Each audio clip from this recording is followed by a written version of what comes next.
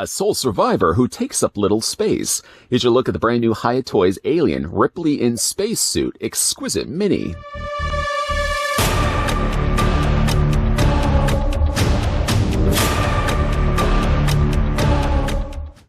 Exquisite Mini is a new standard setting series for 1/18th scale, featuring super articulation action figures under Hiya Toys.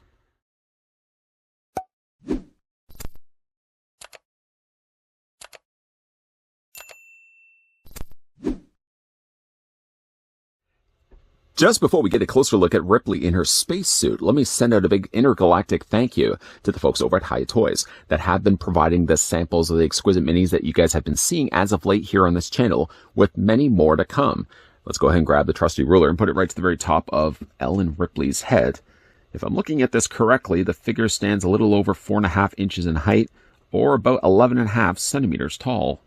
Seeing as we have looked at also her fellow stowaway, we can also slide over Ellen Ripley in her spacesuit, and then bring in the previously looked at Big Chap, also from the Alien film. Now, sizing isn't 100% right there. The Big Chap should be a lot taller than Ellen Ripley, but keeping in mind the scale that these Exquisite Minis are, I think at least you could say that the Big Chap is taller than Ellen Ripley, as it would have been in the film as well. Looking at Ripley's accessories, the figure comes included with a display stand. So happens to also be the same display stand that's come included with the other Alien figures we've looked at in the past. So what you'll see onto the far left is one singular peg that's going to, of course, plug into the underside of Ripley's feet. The stand, like in other cases before, you can flip it up. And on the bottom, you'll see these open slots, two on all the sides. You can get these eye brackets that come included with all the figures, thank goodness. You can just attach them to the bottom like this and then plug in another display stand. As we have just recently looked at some Predator figures, I'm just going to bring in one of the Predator's display stands so you can see that they are identical, at least the way that they've been molded, at having the slots in the same places. So then for that reason, you can, of course, then take the display stand came included with the Predator, line everything up here, and plug these together. So you could have the floor grading from an Alien film, for example, and you could have the muddier terrain and really design for yourself exactly how you want to have your diorama. I think it's fun the fact that they actually do this. In the other cases of when we've looked at the Injustice 2 figures, they have also come with similar types of display stands like this, although theirs was more the metallic purple, still keeping to the same design and same construction in which you can use those eye brackets and just, again, mix and match and get exactly the type of diorama display that you want. Going to move that to the side. The figure also comes included with her blaster. Getting a closer look at that, it's molded all in black plastic. So small it is, of course, because it has to fit in her tiny little hands. A little bit of silver gets afforded there, as well as some burgundy red. It's a nice looking little blaster that can fit into her hand. Right now, though, it's not going to fit in anyone's hands, because as of right now, she has flat hands. Let's actually just pick the figure up so you can see what I'm talking about. Yeah, as it stands, when you get the figure first out of the packaging, she has flat, relaxed hands. So it's not going to serve any purpose whatsoever actually holding the blaster. Instead, what you actually get included with the figure too, just putting her down here for 1 second, she comes with some swappable hands. She comes with one specifically that has a trigger finger, and then she has one that's just a gripping hand. Although it's not really a gripping hand, it's more of a molded shut hand, so you really only have one choice to go with. You choose probably wisely by going with this one. Going ahead and change the hands out, simply just grab and hold onto the forearm and just wiggle this off until finally you remove it from the peg. These hands, unlike the Predators we've had a look at in the past, actually these hands were pretty easy to change. Just plug in then the new hand that we want to go with. Plug that in place. And then from there you can go ahead and take the blaster and fit that in between her thumb and her pointer finger. And while doing that, it doesn't completely line up to the trigger finger. It actually misses it quite a lot, actually. But at least it looks like she could be holding and actually firing the gun. Unfortunately, the thing about it, though, is that by limitations of the way the suit's designed, there really isn't any articulation in the elbow. Yeah, you can swivel this back and forth, but there is no elbow articulation. So really the only way that Ripley could actually look like she's about to fire the gun is just to have her arm just posed straight out like this. Because again, like there's no elbow articulation on these. I'm going to go ahead and remove the blaster for the time being, just for the risk that I feel like I'm going to lose it. And getting a closer look at Ellen Ripley now in her spacesuit.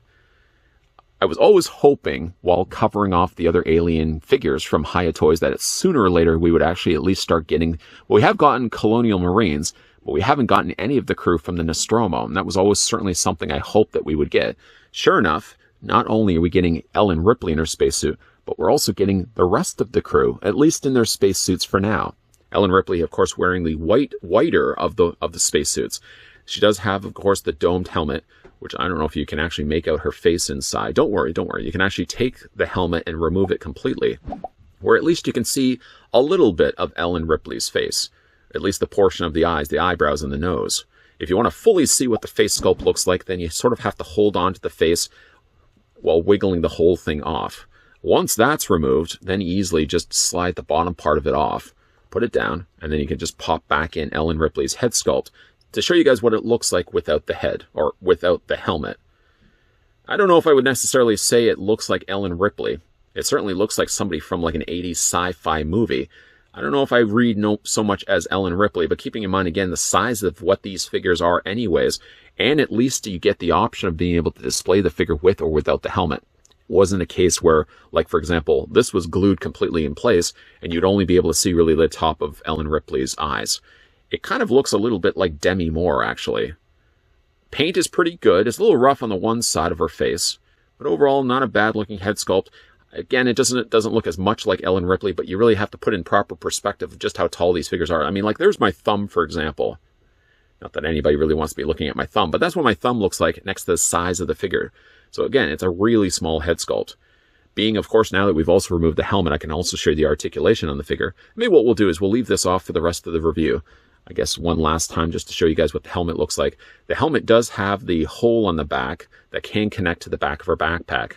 Of course, that would have been something that would have made more sense to show you guys at the time. The backpack also, if you're wondering, doesn't seem to remove. If there is a removal point to it, it looks like it's probably been glued in place. I don't know if I actually want to fight that. But she does have the backpack on the back of her torso. And a really nice detailed figure. She doesn't have much in the way of paint. Thank goodness you can actually remove the helmet where you get a little bit of extra color that's added there. Because otherwise, if not for that, all the rest of her suit is basically an all stark white suit with straps done in a darker color gray. It's a nice looking suit. It certainly looks like it the way it did in the movie with the large shoulder pads, which doesn't surprisingly ruin any bit of the articulation. It limits a little bit when it comes to moving the arms out, but you'll be happy to know at least the shoulder pads are attached up here. The only thing I would say careful though is you see how very little of an attachment it is to the tops of the shoulders. I feel like if you're bringing those arms out too much, it might start ripping those shoulders from the rest of her torso. So I probably would just maybe not do that so much. Speaking of which, let's actually talk about the articulation for Ellen Ripley. The head rotates all the way around. It looks down and looks up and looks back and forth. And again, all of that because you can actually remove the helmet. I'm probably, for the purpose of my own personal displays, probably just going to keep the helmet on. But at least I like the fact that you get the option there that you can take it off if you want to. Arms, of course, we've already looked at, do come out. Just be careful of those shoulders. They go forward. They also go back. And this is, again, where the limitations are. And I don't say it's necessarily so much the fault of Hiya Toys. It really is just the fault of this design of suit. I mean, there's really no way you'd be able to put a joint right there. You'd have to almost bring the arm further down to allot space where that joint could actually be. Instead, what you get instead is just a swivel. And that's more than enough for me. You get a ball joint down below where the hands attach, so you can move those back and forth, also up and down. The upper torso is on a ball joint. It basically is this whole part right here. She does have like this part, for example, where it is a secondary ball joint, but it's kind of hard to get in there, especially for the fact that you got the backpack on her back. But she does technically have a joint up here and a joint down below. And of course, when we get to the legs, they split out with this whole bottom skirting being slightly softer plastic. The legs go forward, legs go back. There's a bend at the knee, a very mild bend, not too much that you can really do too much with it. And then you can rotate the lower legs. When it comes to the feet, you can also move the feet up and down this way, and also there's an ankle pivot too.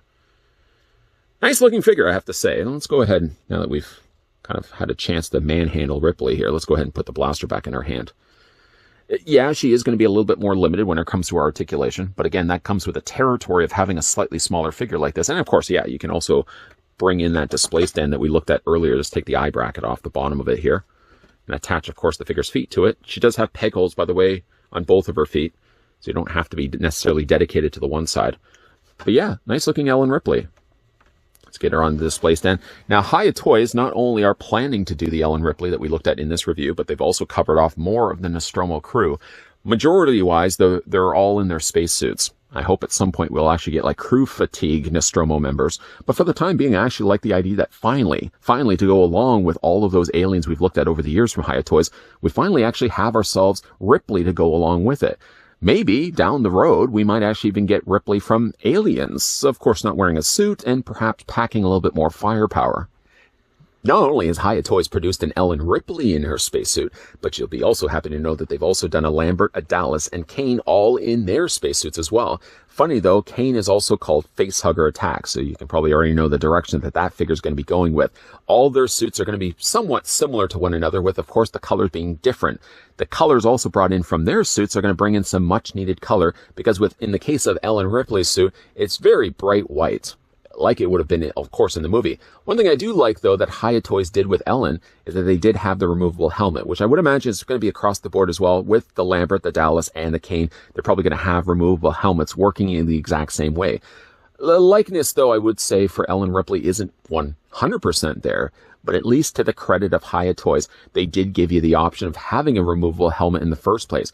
They could have just easily glued the helmet in place and just allowed you to have to peek into the domed helmet to be able to see any bit of a likeness to Ellen Ripley. At least they did give you an option. And I always appreciate the fact that when companies, especially ones working with such a small size like Hiya Toys, can incorporate things like features, like a removable helmet, for example.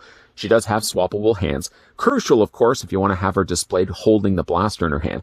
She doesn't unfortunately have the means to bend at her elbow. I don't chalk that up to the fault of Hiya Toys, more to the design of the suit in the first place.